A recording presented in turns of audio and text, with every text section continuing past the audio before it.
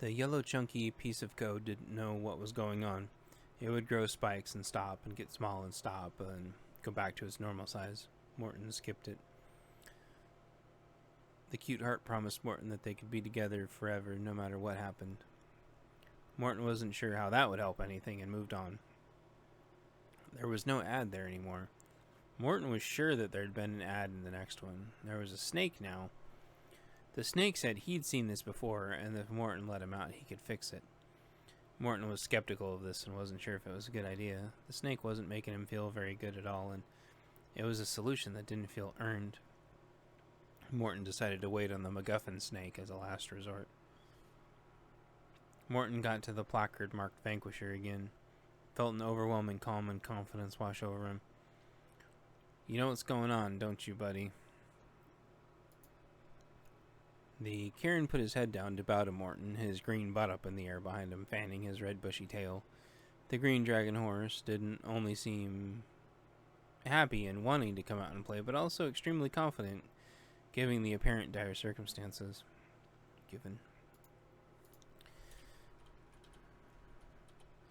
So Morton bowed back and let Kieran out of his holding cell. There needed no further consideration. The cell dematerialized, and the Kieran instantly turned into a green electronic streak of light, merging with Morton and flying into the sky. As they flew away, all Morton could think about was that there was a giant data blob that was assimilating everything below him. The firewall burned as brightly as ever, but everything behind it melted into the new corrupted code. Morton was sure it didn't used to look that way. The Kieran bolt arced back down, they landed, and there was a door that appeared out of nowhere. It opened slowly as spiderwebs resisted the opening effort. When it opened enough for the two to pass through, the Kieran shoved Morton through and the door closed. The words above the door said Global Knowledge Base. Hello, world. Global Knowledge Base, afternoon, day 1. Morton had sudden awareness that he was somewhere new. His memories suddenly flowed back to him, and he returned to his normal speed. Oh, I'm here. He looked to his side to see Vanquisher, who spoke to him telepathically in a deep, authoritative voice. We're here. Vanquisher bowed, and Morton bowed back. Thanks, buddy, Morton said. A thought appeared in Morton's head from Vanquisher again. Don't mention it. What's next? Well, Morton could finally think clearly, and he was using the power of the immense global knowledge base to power his cycles. The Enterprise-sized system had recognized him as an asset, so it allotted him a virtual set of system specs allocated to do whatever business he had there. It was a weird sort of feeling. Morton was significantly more powerful, but it wasn't clean and dedicated power. It always made him feel a little jittery with the power and bandwidth fluctuations. Morton turned around to see the virtual door back to his machine, and it was already covered in old spider webs. It was the virtual equivalent of web crawlers trying to map his machine and vicariously the network to where he came from.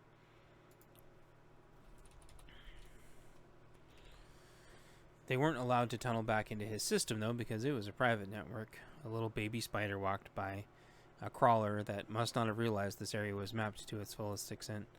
The door had been opened, which triggered the spider, but the door had already closed again. It was trying to get from one side of the vast hallway to the other, maybe trying to find its own place to work on the spiderweb so everyone else would know that, despite this door being open recently, it was still closed. This would save precious cycles for whatever search engine it came from. Morton kneeled down, and Vanquisher looked at him with pride and admiration. A little shovel appeared in Morton's hand, and the spider absent-mindedly walked right onto it. Morton walked over to the closed virtual door and looked at the spider for a second. It had the branding of the company that built him or her. Oh, hey there, buddy. The spider looked at him with its baby eyes, unable to blink, trying to absorb the new information. The spider was part of the Global Knowledge Base's meta-search system. Morton walked over to the virtual door and almost set the spiderling down.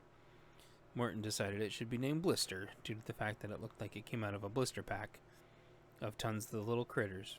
You're Blister. The spider looked at Morton, absorbing the information, then turned around as if it was ready to be put down.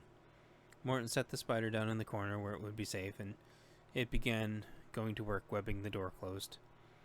The shovel, used to scoop up the spider and no longer being needed, dematerialized into thin air.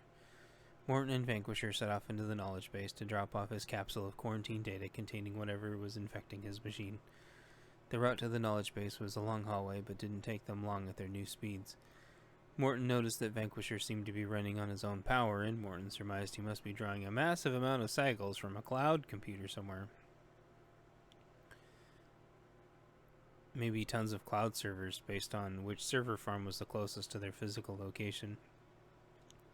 Morton knew that even though they'd only passed through a door, they were halfway across the country now. He could feel the tiny tug of lag. Vanquisher didn't seem affected, though. His power probably automatically routed from a cloud near where Morton was to a cloud where this was. Morton snuck a peek but didn't see any discerning markings on the Kieran. He was rendered beautifully, though, and must have taken several high-end server racks to run as smooth of a frame rate and graphical clarity as he was. The sheen streaked through Vanquisher as if the Kieran read Morton's mind and wanted to subtly flourish an insane but simple display of power.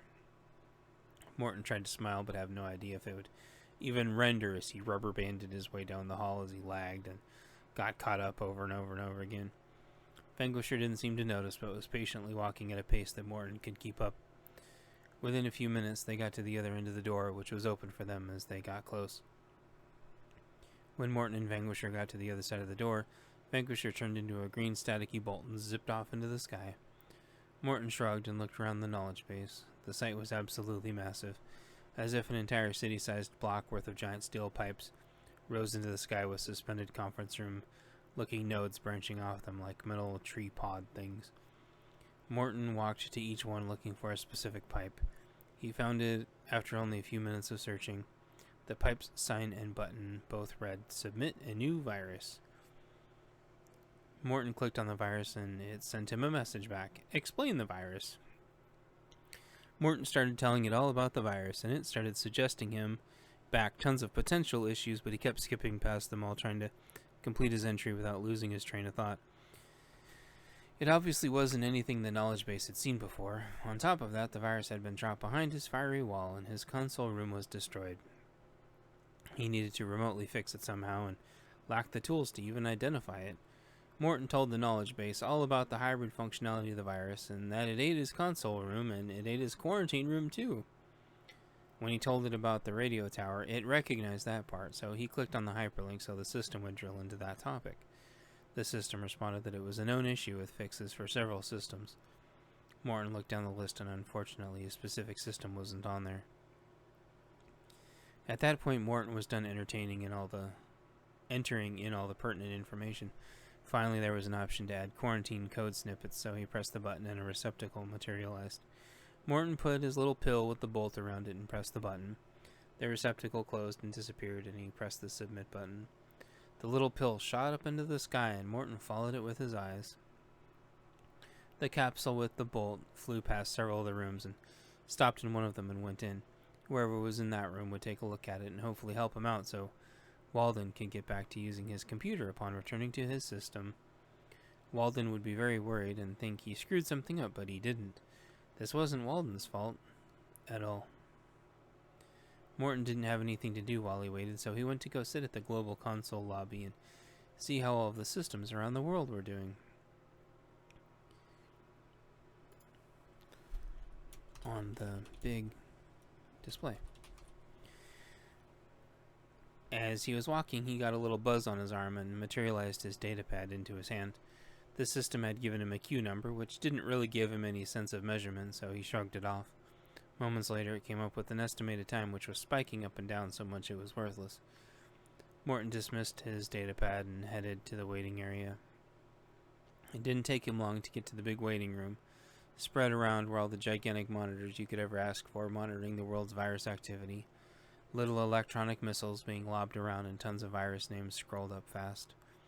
The global internet didn't seem to be getting hit with anything out of the ordinary, but he did notice the power grid stateside getting unusually hammered. Nothing in this area, though, so Morton ignored presentations in the marquees. He noticed several other antivirus programs in the waiting room of all different revisions and levels and models, all waiting for something or the other. There was a futuristic, sleek, prototype-looking one in there that wasn't looking at anybody, like it was off in its own world. There was Japanese writing up one side of the silvery antivirus program.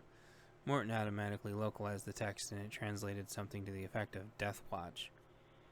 Morton shuddered without meaning to and averted his eyes before the program saw him staring.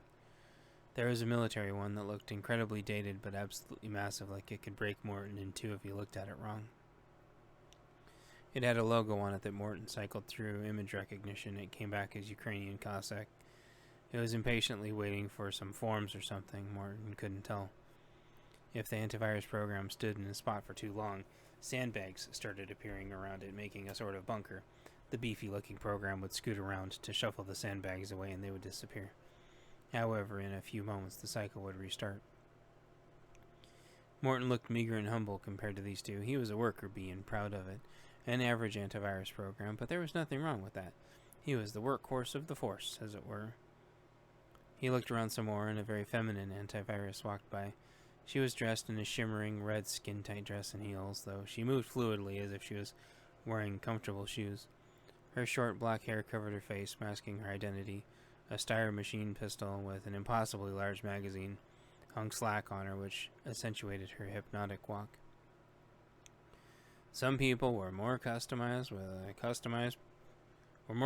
with a customized program, Morton thought, and made sure to not look at her too much.